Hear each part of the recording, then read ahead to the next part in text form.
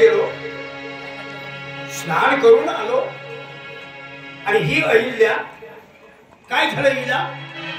अजून म्हणे अंगण साफ नाही, अजून रांगोळी सुद्धा घातली नाही. हा, हे काय करत आहे घरामध्ये? आणि म्हणून त्यावेळी गौतम ऋषीने आवाज दिला, हे अहिल्ये, काय झालं तुला आज? आज मी गंगेहून स्नान करून आलो तरी पण अजून तुझ्या अंगणाला झाडू सुद्धा लागलेला नाही, ना रांगोळी काढली आहे, ना काय नाही, काय नाही. काय करतायस तू?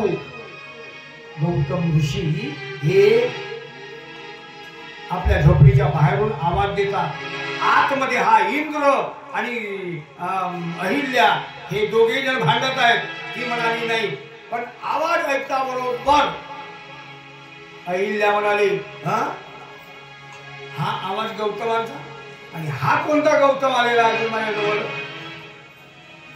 मग अहिल्या म्हणाली, ए माणसा, तू कोण आहेस? कोण आहेस तू? आणि तू या माझ्या झोपडीमध्ये का आला? हा म्हणतो, कोण राहणार? अगं मी गौतम आहे. हा, मग तो आवाज देणारा कोण आहे? असे असेल कोणी भामटा?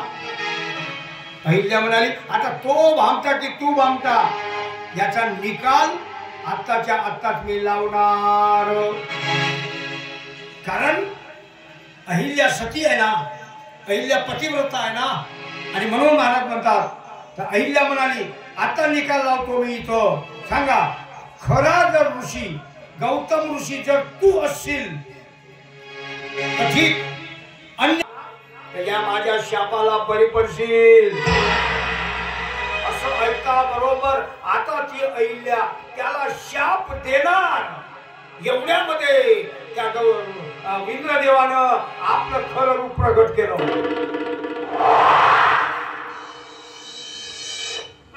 अहिल्या म्हणाली, मूर्ख माणसा, देवादी देव, देवांचा राजा, आणि असं हे निंदनीय कृत्य तू करत आहे, लाज नाही वाटत तुला? काय म्हणतो तुझा शास्त्र? परागिया स्त्री माऊली समान. तुझा शास्त्र काय म्हणतो? परागिया स्त्री दुसऱ्यांची जर पत्नी असेल ती कोण आहे? माऊली समान. आणि असं काय झालं? आता ही मला शाप देणारच. अन्यथा हा आलेला जो गौतम ऋषी आहे, हा जर का जवळ आला, हा मला शाप देईल. आणि म्हणून त्यावेळी हा राजा इंद्र याने एका मोराचा वेळ धारण केला. मोर बनला तो, आणि मोर बनवून अहिल्याच्या त्या दरवाजा मधून मागच्या द्वाराने मोराचं रूप घेतलं आणि इंद्रदेव पळून गेला. पण गौतमाचं लक्ष पडलं. गौतम म्हणतो, अरे थांब थांब थांब थांब, ए कोण आहेस तू? कोण आहेस तू? तू बोलेला, तू चालेला. पण ओळखलं त्याला, इंद्रदेवाला, गौतम ऋषींना.